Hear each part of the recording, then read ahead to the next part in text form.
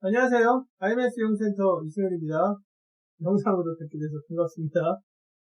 이번 시간에 설명해 드릴 내용은 구매 절차와 관련된 내용입니다. 구매 절차와 관련돼서는 구매에 대해서 일반적인 내용을 설명하기 전에 반드시 한번 말씀을 드려야 되기 때문에 주제를 정했고, 내용은 우리가 일반적으로 구매 업무를 보시는 분들은 이 절차대로 진행하시기 때문에 어려운 내용은 별로 없습니다. 그런데 한 가지 아셔야 될 것은 모든 품목을 이 절차에 따라서 다 구매하지 않는다.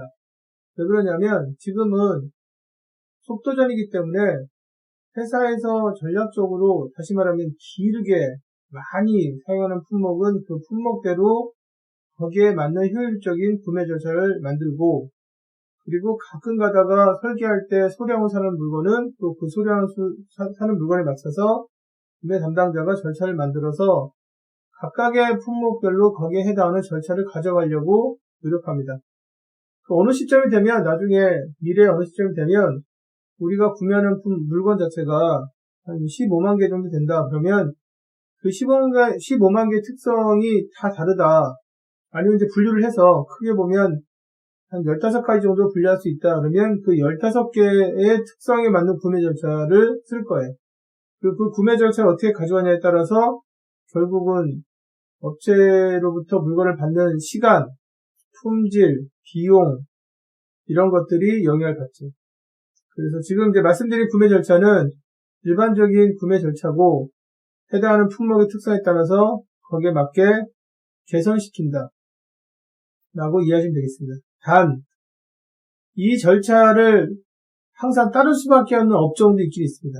절차를 따를 수밖에 없는 업종들이 주로 프로젝트 베이스로 물건을 사서 어떤 결과물을 만들어내는 그런 업종의 경우에는, 프로젝트라는 게 사실은 그때그때 할 때마다 새로운 일들이기 때문에 업체들도 새로 다 선정을 해서, 그리고 업체의 프로필도 보고, 그리고 거기에 대해서 이야기도 잘 전달하고 해서 이제 구매 절차를 가져가야 되거든요. 협상이나 뭐 계약서 쓰고 가야 되거든요.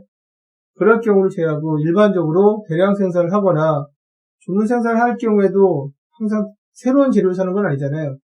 비슷한 재료 가지고 주문받아서 여러 개를 만드는 게 주문 생산이니까 업체들에 대해서 이런 절차를 거기에 맞게 변형해 쓴다라고 이해하시면 될 것 같습니다. 하여튼 뭐 구매에 대해서 얘기할 때 구매 절차를 꼭 설명 좀 드려야 돼요. 그래서 넣습니다. 아무쪼록 저희 센터에서 제공하는 이런 영상이 여러분들 업무나 또 뭐 공부에 도움이 되시길 바라고, 목차를 보실까요? 목차는 첫 번째가 절차, 구매 절차가 되겠고요. 두 번째는 구매 정책 수립을 위한 가치 및 위험 분석. 우리가 이제 흔히 말해서 뭐라고 하는 거냐면 크라이징 매트릭스라고 해서 구매하는 품목에 대해서 4가지 정도로 나눠요. 4가지로 나눠서 거기에 맞게 이 품목은 이렇게 사자, 또 이 품목은 이렇게 사자 해서 구매 정책을 만들거든요. 그걸 할 때 기본이 되는 가치 및 위험 분석 2가지에 대해서 설명을 드리도록 하겠습니다. 처음에 나오는 주제가 우선 구매 절차죠. 구매 절차인데, 우선 구매를 할 때 제일 먼저 하는 게 뭐냐면, 구매 부서에서 구매를 하는데 우선은 쓰는 건 구매 부서가 쓰는 건 아니잖아요. 구매 부서야 역할 자체가 가능한 한 쓰려고 하는 쪽에서 잘 쓸 수 있게 물건을 사오는데 전체 비용을 최소화시키고 품질도 좋게 하고, 그리고 공급자의 협조를 최대한 얻어서 물건 사는 게 구매 역할이니까 그래서 우선 구매 부서에서 쓰려고 사는 게 아니라 사용 부서가 있고, 사용 부서의 요구사항을 확인한다. 사용 부서가 이제 사달라고 하거든요. 그 사용 부서가 생산 쪽일 수도 있고, 영업 쪽일 수도 있고, 아니면 뭐 다른 그냥 일반 지금 이제 관리 쪽일 수도 있고, 설계도 있을 수 있고, 그래서 구매가 서포트하지 않으면 이런 부서들이 활동하기가 좀 어렵거든요. 신제품도 개발도 계속 해야 되고, 생산 계속 공장 돌려야 되고, 영업도 프로모션 같은 거 하면서 여러 가지 기획적인 부분들, 이런 서비스 이런 게 필요하거든요. 그런데 구매 쪽에서 이런 걸 잘 준비하지 않으면 어렵죠. 그리고 이제 여기서 확인되는 거는, 제품이나 서비스에 대해서 확인되는 건 3가지죠. 3가지인데, 첫 번째가 결국 사용부서에서 어떤 걸 사달라. 그리고 두 번째가 언제까지 사달라. 세 번째가 몇 개 사달라. 이 세 가지가 나오죠. 이 세 가지가 뭐 다양하게 나와요. 여유 있게 나올 수도 있고, 아니면 촉박하게 나올 수도 있고, 많이 살 수도 있고, 조금 살 수도 있고, 뭐 그렇습니다. 그런데 여기서 이제 세 가지 중에서 아무래도 이제 구매 담당자가 파악해야 될 가장 중요한 건 맛이죠. 어떤 걸 사달라고 하느냐. 그리고 이제 어떤 거에 대해서 얘기할 때 우선은 지금 이제 제품의 경우에는 그 어떤 거를 의미하는 게 뭐냐면 규격이에요. 제품의 경우에는. 아니면 이제 사달라고 할 때 뭐 이런 거 브랜드를 딱 찍어서 이 브랜드에서 만드는 회사에서 만드는 제품이 있는데 이런 거 사달라 할 수도 있죠. 그래서 이제 보통은 이제 규격이 나오죠. 규격이 나오는데 많이 살 경우에는 다시 말하면 계약 자체가 많이 살 경우는 장기 계약으로 가야 되거든요. 그러면 제품만 보면 안 되고 그 업체가 어떤 절차를 만드는지까지 봐야 됩니다. 그래서 규격은 제품 규격만 나오는 게 아니라 공정에 대한 규격도 나오고 그래서 구매 담당자는 공정에 대한 규격을 알고 있어야 돼요.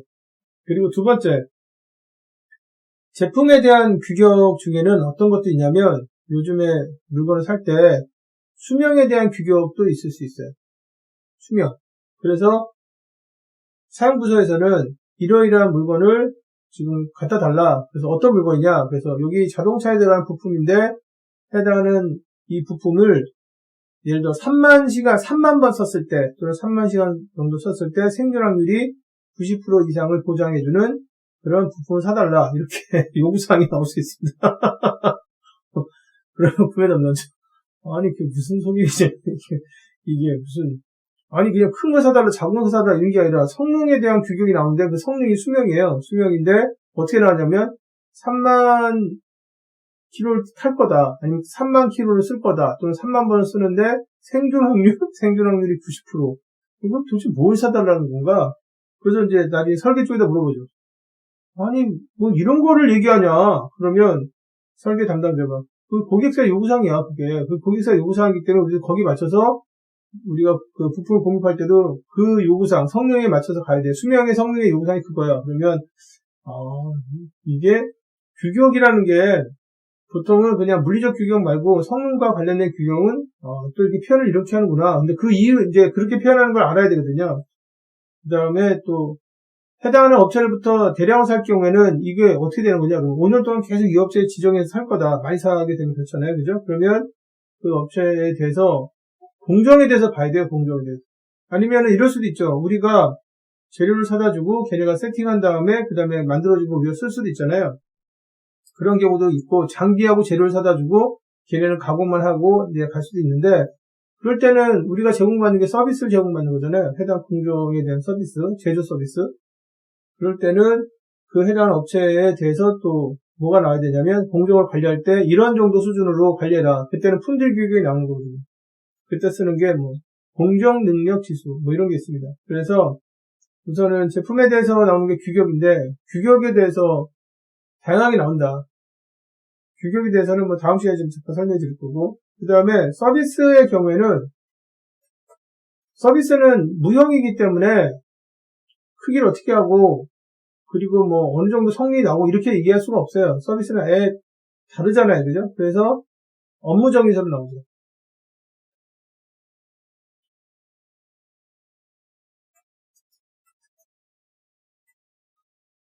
그래서 업무 정의서로 나옵니다. 물론 이제 업무 정의서도 어떻게 되냐면 구체적으로 나올 수 있어요. 요거 해주고 요거 해주고 요거 해주고 요거 해주고 구체적으로 나오고 나중에 체크해서 요거 했나 안 했나 안 했나 이렇게 볼 수도 있고 아니면 서비스에 대한 규격이 어떻게 되냐면 그냥 믿고 맡기겠습니다. 이런 것만 잘 해주시면 감사하겠습니다. 뭐 이렇게 나올 수도 있고 그렇습니다. 그래서 SOW로 나옵니다. 서비스의 경우는. 그래서 구매 담당자는 우선은 제품의 경우에 규격이 어떻게 나타내지고 그리고 어떤 규격들이 있는지를 아셔야 되고 또 서비스의 경우는 SOW가 어떤 종류의 SOW가 있고 SOW는 보통 서비스의 경우에는 SOW로 나오는데 프로젝트도 SOW로 나와요. 프로젝트는 뭐 예를 들어 큰 건물 짓거나 큰 뭐 배를 만들거나 하여튼 유니크한 걸 만들잖아요. 그래서 재료를 어떤 걸 쓰고 그리고 어떤 공법을 쓰고 이런 게 다 종합적으로 다 들어가 있어야 되거든요. 프로젝트의 경우에는. 그래서 상세하게 그 업무와 관련된 내용들로 저희 규격이 나옵니다. 그래서 우선은 뭐 사양 부서로부터 요구사항이 지금 이제 받아서 그 다음에 구매가 이루어지는데 그 요구사항 중에서 세 가지 중에서 우선 중요한 게 뭐냐면 규격이죠, 규격. 아니면 SOW. 이 왓이죠, 왓. 왓에 대한 이해를 좀 하셔야 됩니다. 구매 쪽에서 업무를 보시는 분들이. 이거는 이제 다음번 주제에서 규격에 대해서 또는 SOW에 대해서 설명을 드릴 텐데 우선 이제 이게 나온다. 그러고 나면 사면 돼요. 왜냐면 처음 사는 물건도 있지만 기업에서 사는 물건 중에 90% 정도는 대부분 샀던 물건이거든요. 그래서 이미 업체가 정해져 있어요. 업체가 정해져 있고 업체를 어떻게 관리하는 거냐면 보통은 구매 담당자가 다음과 같이 관리합니다. 첫 번째, 벤더. 벤더는 뭐냐면 내가 물건을 살 수 있는 곳이 벤더예요. 사진 않았지만 살 수 있는 곳. 그 다음에 두 번째는 서플라이어. S라고 써야 될까요? 서플라이어. 서플라이어는 뭐냐면 한 번이라도 물건을 사본 곳이 서플라이어예요. 용어가 다른 겁니다. 뭐 최소한 구매 담당자 이런 용어 차이는 아셔야 될 거 아니에요. 우리가 업무를 볼 때 한국말도 쓰고 영어도 쓰고 막 섞어서 쓰니까 이렇게 서플라이어하고 벤더 차이는 아셔야 될 거 아닙니까? 벤더는 뭐냐? 살 수 있는 곳이에요. 한 번도 사보질 않았지만 살 수 있는 곳. 서플라이어는 뭐냐면 한 번이라도 산 곳이에요. 그 다음에 세 번째는 뭐냐면 사봤는데 처음 이제 사고 두 번 사고 몇 번 사봤는데 괜찮아요. 그래서 괜찮은 서플라이어. 이게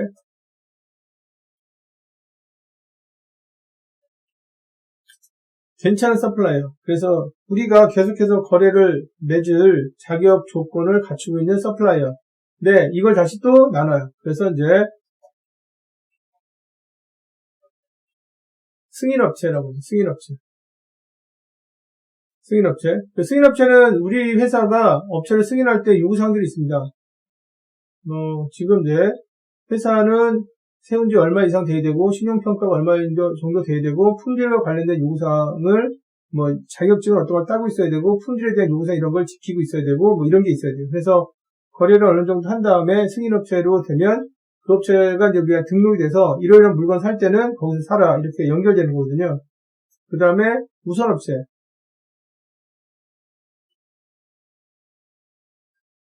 이 우선업체는 뭐냐면, 승인업체들 중에서 어떤 MXX라는 재료가 있는데 그 X에 대해서 어떻게 샀느냐 그러면 업체가 세 군데 뜨는데 제일 위에 뜨는 거예요. 근데 당연히 거기서 이제 먼저 사는 거겠죠. 그게 이제 우선업체. 그 다음에 인증업체라는 게 있습니다.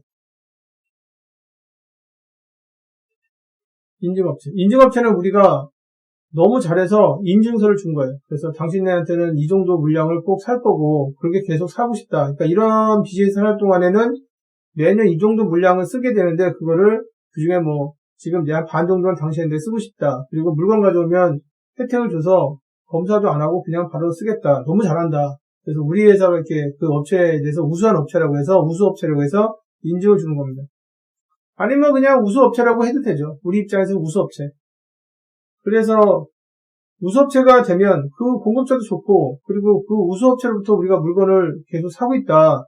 어떻게 보면 그냥 단순한 서플라이어가 아니라 우수업체로도 사고 있다 그러면 물건도 안심하고 쓸 수 있겠죠. 좋은 공급자가 가지고 있는 거 복입니다. 꼭 큰 복입니다. 이제 네 번째는 이제 장기계약 업체.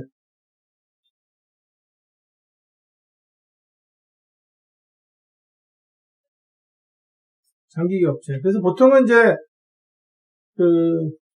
구매 담당자가 업무를 볼 때 어떤 물건을 사잖아요. 그 물건을 사게 되면 해외에서 물건을 살 수도 있고 국내에서 물건을 살 수도 있고 사는 물건이 생산 쪽에서 쓸 수도 있고 간접자재. 사실 간접자재는 진짜 장난 아니거든요. 별의별 다 사야 되니까. 간접자재 쪽일 수도 있고 하여튼 자기가 담당하는 지금 구매하는 품목들이 있을 거 아니에요. 그 품목들에 대해서 이렇게 구성을 해놓고 있습니다. 업체를. 그래서 이렇게 설계 쪽에서 나는 설계 지원 쪽에 구매 업무를 보고 있다. 개발 구매 쪽에 업무를 보고 있다. 그러면 그게 오면 이미 이제 이거는 여기 중에서 물어봐서 사면 된다. 이렇게 딱 정해져 있단 말이죠. 그래서 그냥 사면 돼요. 그리고 이제 그거를 구분할 때 이런 식으로 정리해서 관리한다. 그렇게 지금 하기 때문에 구매 쪽에서 이런 요구사항이 들어오면 거기 해당하는 업체를 통해서 이제 물건을 사면 되죠. 그런데 이제 이거 쉬우겠습니다. 그런 게 없는 처음 사는 물건일 수도 있잖아요. 처음. 특히 간접 구매 이런 게 많아요. 매년 처음 하는 거. 구매 담당자가 이제 좀 지혜로 와야 됩니다. 그래서 이런 물건은 인터넷 검색해서 이런 소재로 만들고 이런 업체들이 있었고 그리고 여기가 이렇게 지금 총판이구나 이런 것들 다 조사하고 이런 능력이 있어야 됩니다. 그래서 보통은 이제 처음 사는 경우에는 그 업체를 찾아서 그 다음에 가격 같은 걸 묻거나 아니면은 좀 복잡한 물건 같은 거는 어떻게 해주시나요? 제안을 묻죠. 제안을 요청하죠. 어떻게 해줄 건지를 물어보죠. 그래서 이제 이게 기존에 다 세팅이 되어 있는데 처음 사는 물건의 경우에는 누굴 찾는 거냐면 잠재적 공급자. 아직 이제 계약을 맺는 걸 아니니까 그 계약을 맺을 만한 업체를 선택해서 다음과 같이 두 가지를 요청하죠. 첫 번째가 견적서.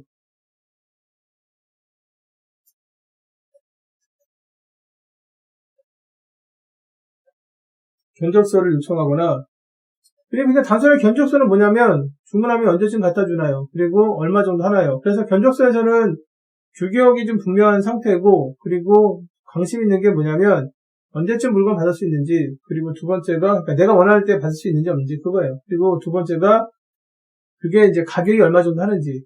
그래서 보통은 이제 견적을 보고 견적이 마음에 든다 그러면 업체하고 이제 한번 거래를 하는 거죠. 그런데 그게 마음에 드는지 안 드는지 잘 모르잖아요, 가격이. 그러니까 견적을 한 두 군데 받아서 이제 비교를 하는 거지. 그 다음에 두 번째는 RFP라는 게 있습니다.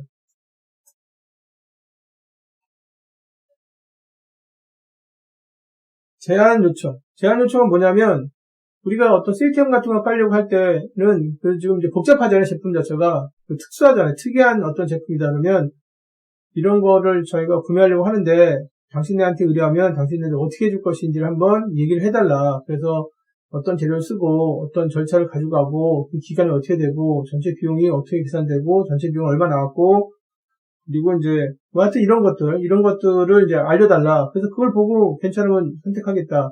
그래서 해당하는 제품이 단순한 제품일 수도 있고 복잡한 제품일 수도 있고 하기 때문에 거기에 특성에 맞게 업체한테 이걸 요청하죠. 요청해서 이제 오면 비교하면 됩니다. 비교하면 되는데 문제는 이제 이런 요청 자체가 안 되는 경우도 있어요. 어떤 경우가 안 되냐면 찾아보니까 국내에는 업체가 한 업체밖에 없는 거예요. 그럼 이런 게 안 돼요. 그냥 가서 그냥 부탁해야지. 그래서 이제 다음 단계가 뭐냐면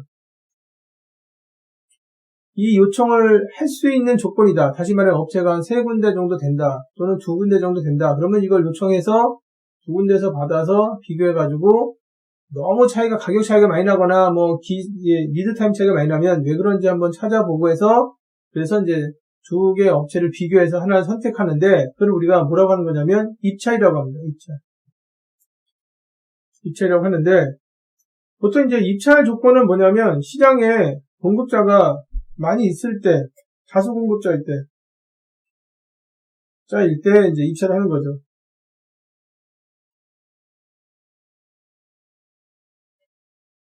다수 공급자일 때 하는 건데 그런데 찾아보니까 업체가 한 군데밖에 없어요, 국내에는. 근데 우리가 국내에서 어쩔 수 없이 구매를 해야 되거든요. 그럴 경우에는 그거를 우리가 뭐라고 하는 거냐면 유일 공급자라고 합니다. 유일 공급자는 왜 유일 공급자가 되느냐? 피나는 노력을 통해서 유일 공급자가 된 겁니다. 유일 공급자가 괜히 유일 공급자가 된 게 아니에요. 그래서 관련된 업체들도 그 물건을 살 때는 거기를 다 알고 있어요. 그래서 그거는 거기서 사야 돼. 거기 이렇게 그 정도 만들어주는 데가 별로 없어. 이렇게 되는 게 이제 유일 공급자인데 그러다 보니까 유일 공급자는 그만큼 자기를 찾는 고객이 많은 거죠. 그래서 유일 공급자 입장에서는 자기 마음대로 팔 수 있어요. 여기 아니면 저기다 팔 수 있으니까. 그래야 이제 유일 공급자는 갑이죠, 갑. 이 공급자가 갑인 거고 다수 공급자는 다수 공급자인 걸 알고 있어요. 그래서 우리 경쟁업체가 누구누구다. 그래서 걔네는 우리보다 요즘에 기계도 새로 들이고 직원도 더 늘려서 생산성이 좋다더라. 우리 긴장해야 된다. 그래서 하나도 주문 들어오면 따야 된다. 이렇게 이제 우선 시장에 대해서 마음가짐이 이렇게 돼 있거든요. 돼 있기 때문에 우리가 가격이 얼마 하나요? 뭐 제안이 어떻게 한번 제안서를 좀 빨리 보내주시면 안 될까요? 협조적이에요, 그게. 그래서 입찰 보기 편하죠. 그런데 유일 공급자는 만나주지도 않아요. 전화도 잘못하면 만나주지도 않기 때문에 굉장히 이제 까다롭죠. 그래서 유일 공급자의 경우는 협상 또는 이제 협의를 해야 되는데 이거를 이제 뭐라고 하냐면 네고시에이션이라고 하죠. 네고시에이션. 협상. 근데 요즘에는 시장에서 어느 정도 기술력이 없으면은 생존하기 어렵잖아요. 그리고 회사도 업체를 정할 때 이거는 그냥 무조건 업체를 여러 명 뒀다가 그 다음에 다 가격을 보거나 아니면 경쟁을 붙여서 사 이렇게 하기도 하고 어떤 전략자재 같은 경우에는 한 업체로 그냥 가는 경우도 있단 말이죠. 그래서 협상이 점점 많아지고 있습니다. 입찰 절차보다는 협상이 점점 많아지고 있습니다. 그리고 이제 업체를 하나 딱 정했는데 그 업체가 한 5년 동안 거래하는 중에 정말 문제없이 잘했다. 그러면 내년도에도 가는 거란 말이에요. 가는 건데 내년도 갈 때 업체가 가격을 좀 올려주면 안 되겠느냐. 5년 동안 그냥 그 가격이었다. 그러면 또 우리도 또 거기에 대해서 그럼 우리가 이렇게 해주면은 가격은 그냥 그대로 가면서 어떻게 좀 더 전체적으로 이제 그 규모를 좀 키우니까 너도 좋고 나도 좋고 이런 게 아니냐 해서 보통 이제 협상이라는 게 과거에는 내가 걔랑 협상을 잘해서 내 얻을 걸 다 얻어내야지 이런 게 협상이었는데 지금은 그쪽에서 필요한 게 뭘까 생각하고 그거를 들어주면서 가능한 한 요구사항이 이제 만족되게 이렇게 이제 가려고 하거든요.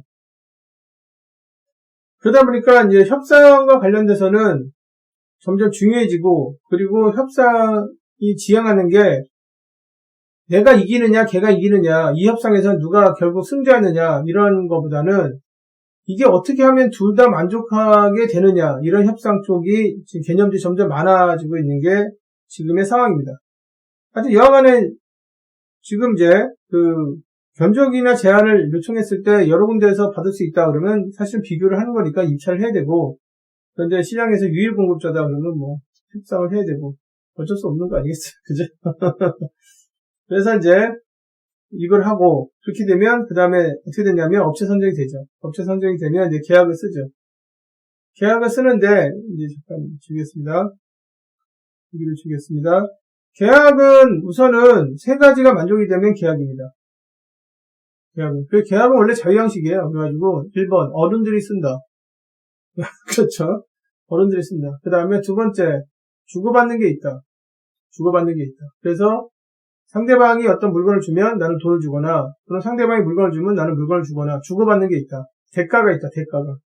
세 번째 합법적인 일에 대해서 한다. 쓰는 거다. 그러니까 불법적인 일에 대해서는 계약이라고 하지 않습니다. 그냥 범죄죠. 범죄. 그래서 어른들이 대가를 가지고 합법적인 일에 대해서 서로 약속하는 것을 우리가 계약이라고 합니다. 그리고 계약은 우리나라는 그렇지 않은데 미국 같은 경우에는 구두 계약도 있습니다. 구두 계약이 $500니까 한 50만원에서 60만원까지는 구두 계약도 인정이 되고요. 그리고 지금은 대부분 다 전자계약입니다. 계약을 할 때 문서 계약인데 이제 문서 형태를 다 전자 형태로 하니까 그냥 전자계약이라고 이제 보시면 됩니다. 근데 이제 계약은 어떻게 되느냐? 계약은 우선은 크게 보면은 계약에서 결정되는 건 결국 가격인데 계약서는 어떻게 되냐면 종류가 고정가격 계약이 있고요.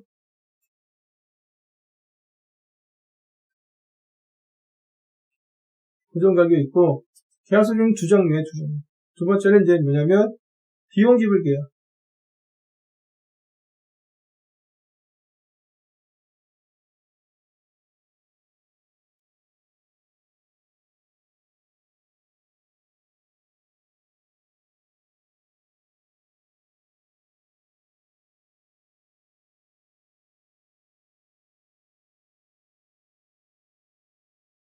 비용지불 계약이 있습니다.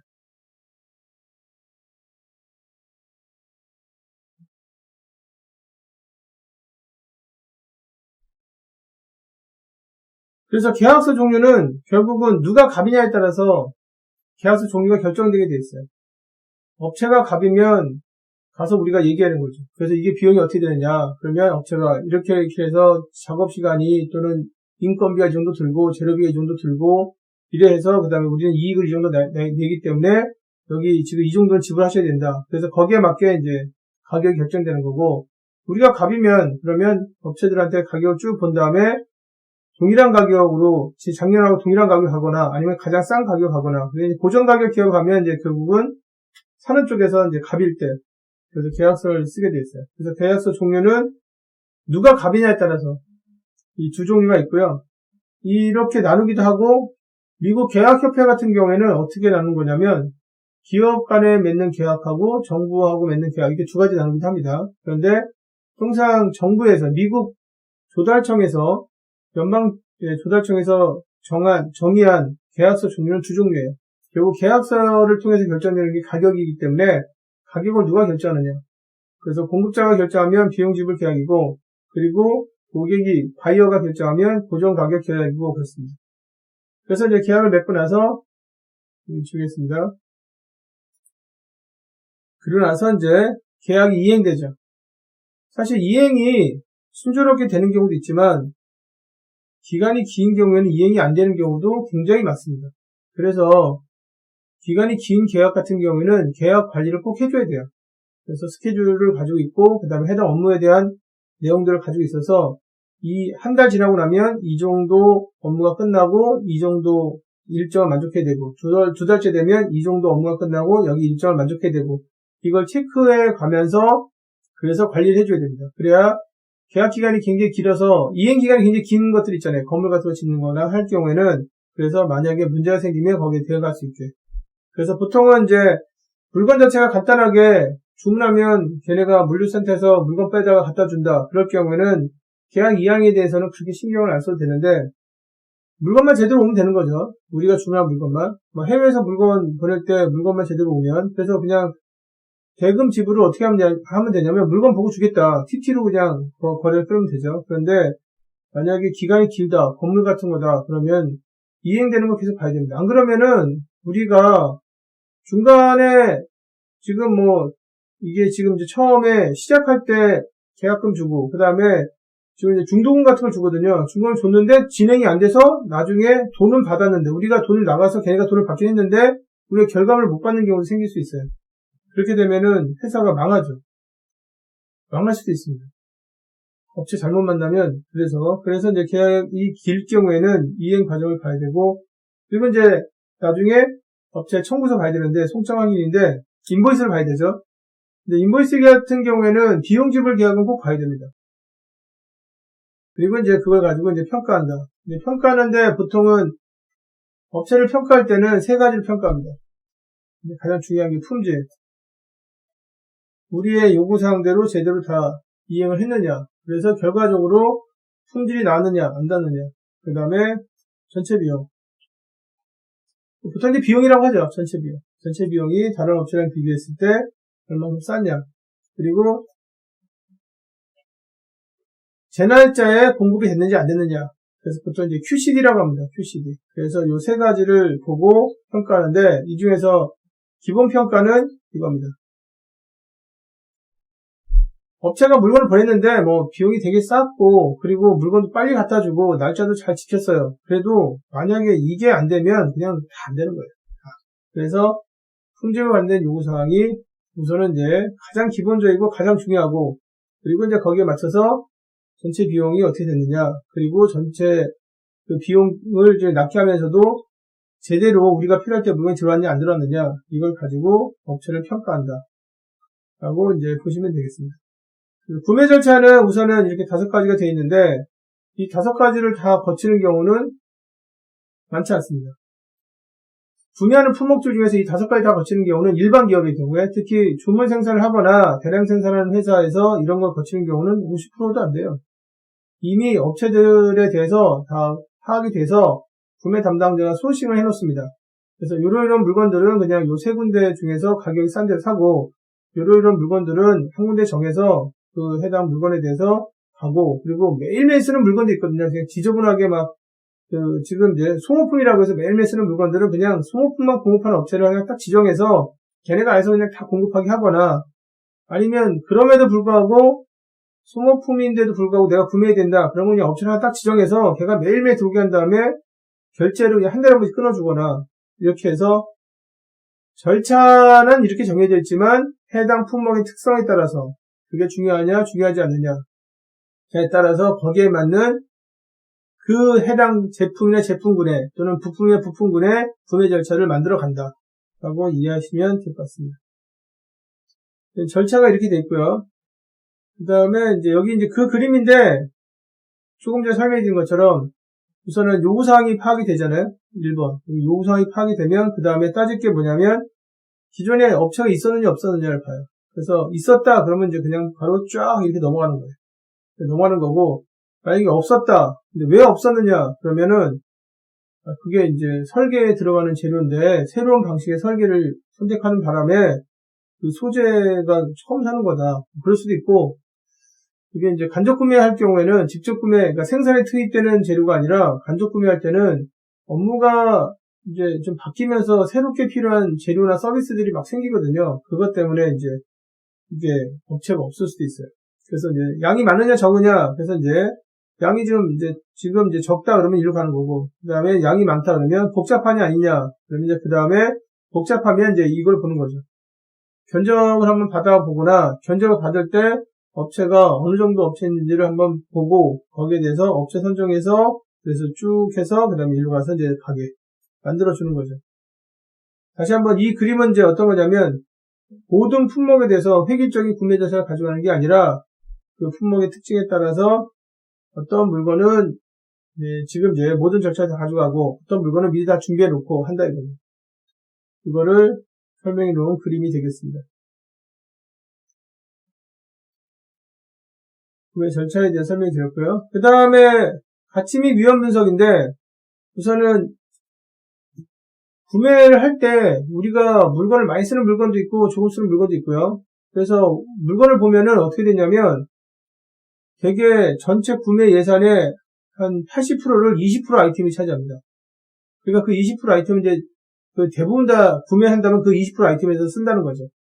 이게 그래서 이제 보통 이제 20대 80 법칙이 이제 거기서 들어가거든요. 그래서 우리가 총 1년에 구매하는 게 얼마 정도 되느냐? 그러면 구매가 한 30조 정도 한다. 아니면 뭐 한 50조 정도 한다. 그러면 50조 중에서 그 물건이 몇 개 정도 사느냐? 그래서 한 15만 개 정도를 산다. 50조를 가지고 산다. 그러면 15만 개가 다 골고루 사는 게 아니거든요.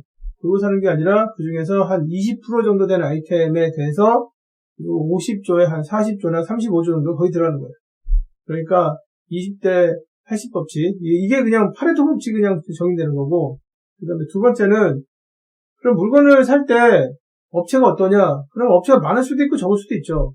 그래서 전 세계를 봤을 때 업체가 보통은 이제 한 3개 이하가 되는 걸 이제 적다고 보고, 그리고 3개 이상 되면 많다고 보는 거거든요. 국내에도 있고, 가까운 뭐 해외에도 있고, 그러면 이제 많다고 보는 건데, 전 세계적으로 한 3군데밖에 없다 그러면 이제 적다고 봐야 돼요. 적다고.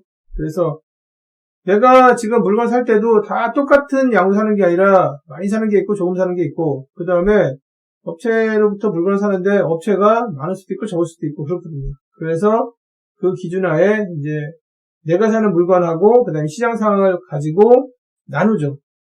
그래서 그 나누는 거에 맞춰서 그러니까 내가 사는 물건이 15만 개 정도 되니까 15만 개 특성에 따라서 구매자를 따로 가져갈 수는 없지만 그래도 최소한 이 4가지 정도로 나눠서 그래서 구매 정책을 만들려고 하는 게 가치 및 위험 분석입니다. 그러니까 가치 및 위험 분석은 결국은 뭘 만들려고 하는 거냐면 이제 그 가치 및 위험 분석을 해주는 게 크라징 매트리스인데 뭐 어려운 것도 아니에요. 근데 결국 뭘 만들려고 하는 거냐면 구매 정책을 만들기 위해서 하는 거고요.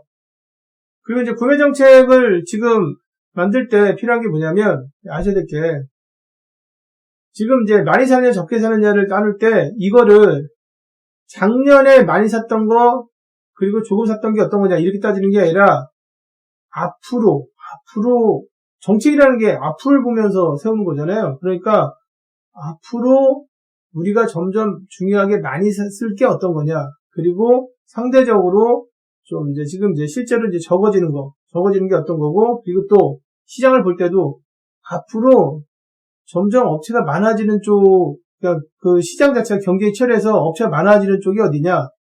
지금 이제 또 어느 업체들은 이게 따라오기 힘들어서 항상 그냥 세 군데나 두 군데를 그냥 쭉 유지할 게 어디냐 이걸 알아야 돼요. 그래서 이 지금 가치 및 위험 분석을 가지고 나눌 때는 중요한 게 뭐냐면 이게 이 테이블이 지금이나 과거의 테이블이 아니라 미래의 테이블이에요. 그래서 앞으로 5년 동안 봤을 때 이 정도 요 아이템은 우리가 많이 사는 거고 이거는 이제 적게 사는 거고 그리고 또 요 지금 이제 업체들은 뭐 그냥 변함없이 계속 이 지금 이제 이 시장을 딱 주고 있을 거다. 시장 분석을 했을 때 그리고 이제 지금 여기 요 업체들은 좀 늘어날 거다. 이런 것들이 있어야 됩니다. 그래서 이 지금 구매 정책을 세울 때는 두 가지가 있어야 됩니다. 첫 번째 뭐가 있어야 되냐면 지출 분석을 해줘야 돼요.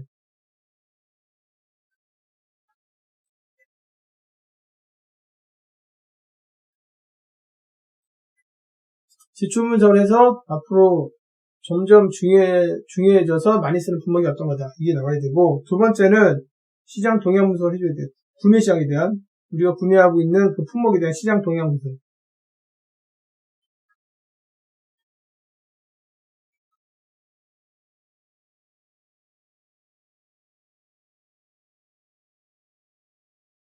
이거를 해줘야 됩니다. 그러니까 결과적으로 가치 및 위험 분석을 하려면 목적이 구매 정책을 마련하는 거고 이걸 하려면 구매 담당자가 전략적인 접근 방식을 써야 된다. 이겁니다. 그래서 교과서에서는 어떻게 나오냐면 당연히 하얀 것처럼 나오는데 쉽지가 않아요. 이거 자체가 쉽지가 않습니다. 우선은 지출 분석을 하려면 지출이 지금 어떻게 되는지를 최근 과거의 동향을 보면서 알아야 되거든요. 그래서 얘가 3년 뒤에는 이 정도 수준까지 올라간다. 그래서 얘는 중요 품목으로 봐야 된다.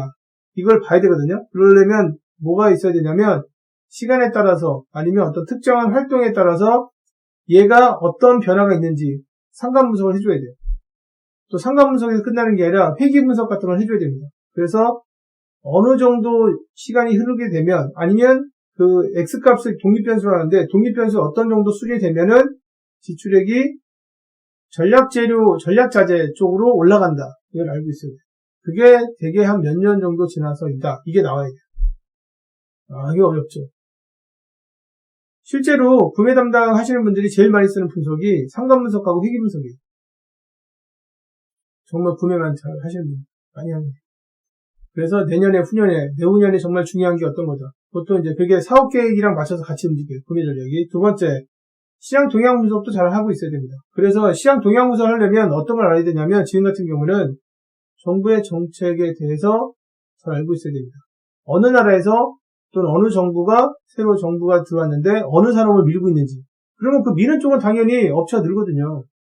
그리고 업체가 강화되고 규모도 굉장히 커지고 예를 들어서 중국에서 한번 밀어주겠다. 그러면 장난 아니지 않습니까? 그죠? 인구가 그렇게 많은데 거기서 세금을 걷어서 그 세금 가지고 어떤 사업을 밀어주겠다. 그러면 금방 한 5년 사이에 어마어마한 규모의 회사가 두 군데 이렇게 되죠.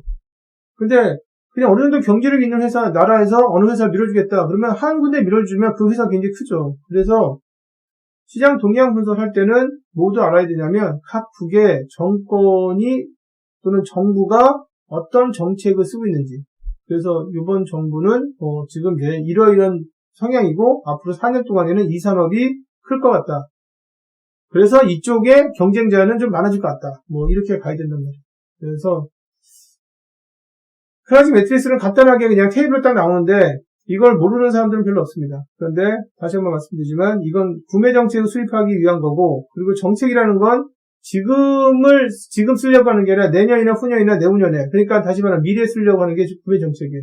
그리고 이 정책을 만들기 위한 기본 인프라는 뭐가 필요하냐면 첫 번째가 우리 쪽의 산업의 활동을 보고 지출 분석을 해줄 수 있어야 되고 두 번째는 시장 동향 분석을 하고 있어야 된다. 그래서 이쪽의 업체는 지금 현재 두 개지만 앞으로 한 세 군데 정도 될 거다.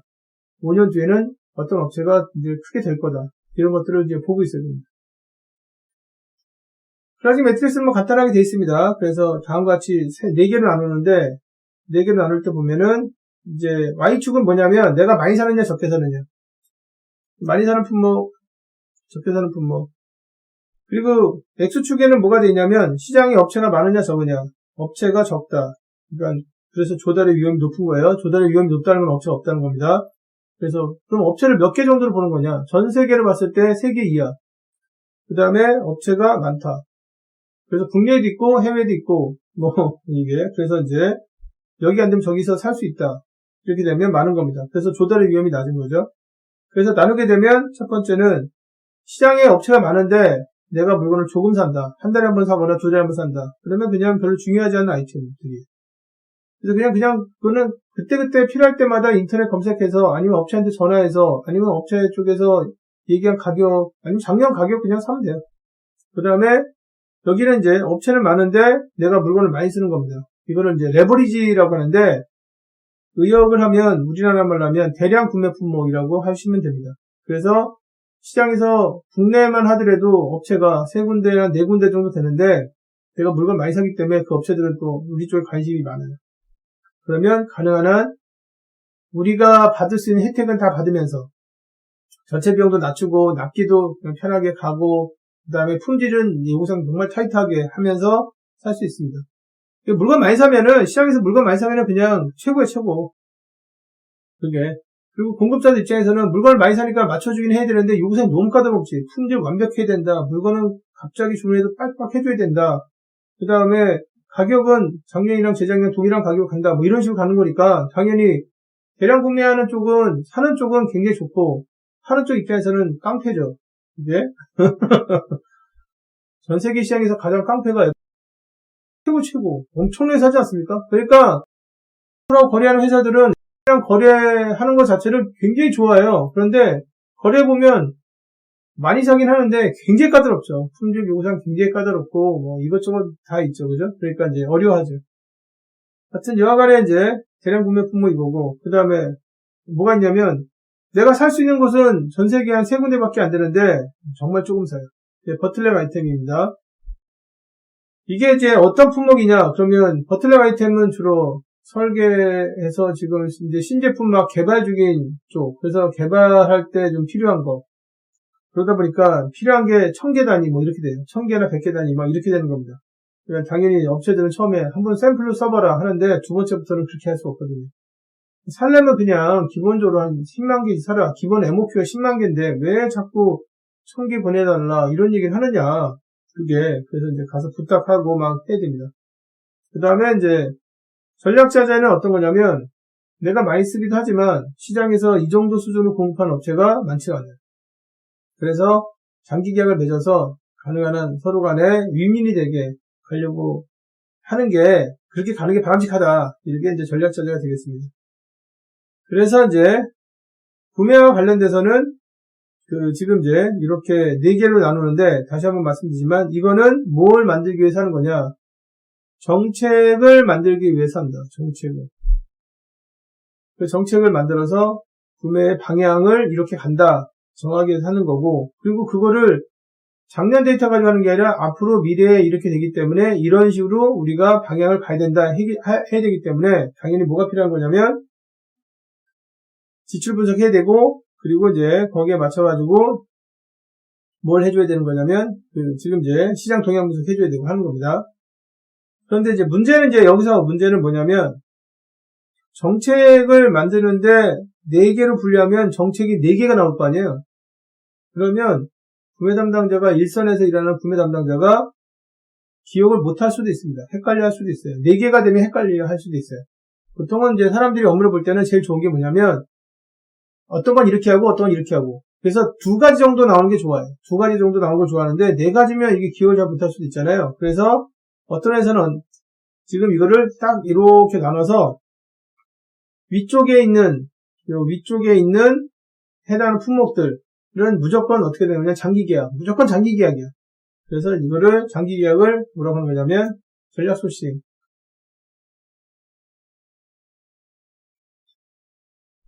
이 단어를 처음 만든 데가 노키아인데 노키아는 2개로 나눠서 위쪽에 속해 있는 그런 품목은 무조건 업체를 우선은 3개 업체랑 거래하든 2개 업체랑 거래하든 간에 궁극적으로 한 업체로 간다. 한 업체로.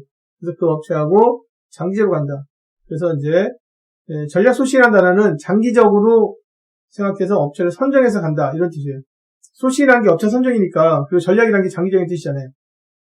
그리고 요 밑에 있는 품목은 그때그때마다 가격 보고 가능한 한 같은 가격이면 물건 빨리 갖다 주는데 아니면 같은 시간에 갖다 준다고 하면 싼 데서 사라. 그래서 이거는 이제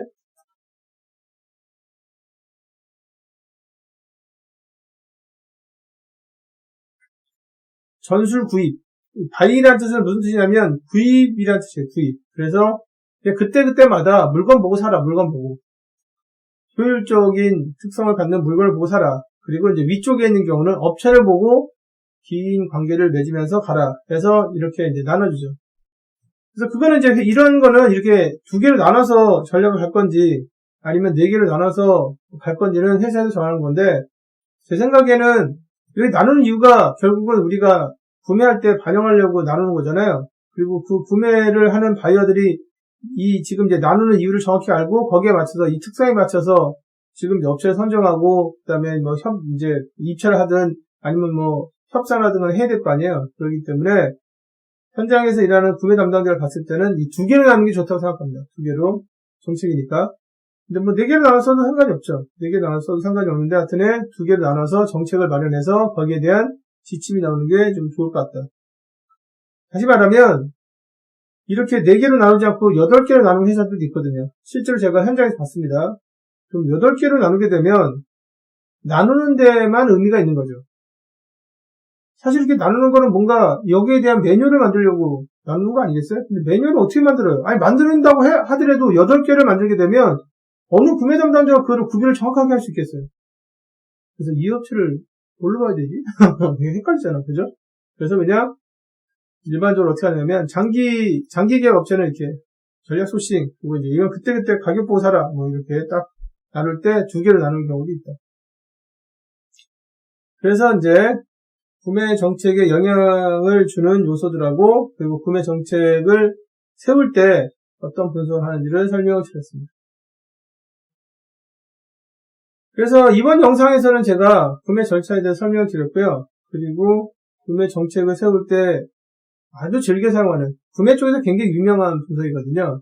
그래서 가치 및 위험 분석에 대해서 설명을 드렸습니다. 시청해주신 여러분들께 감사를 드리고 다음 영상에서 또 인사드리도록 하겠습니다. 감사합니다.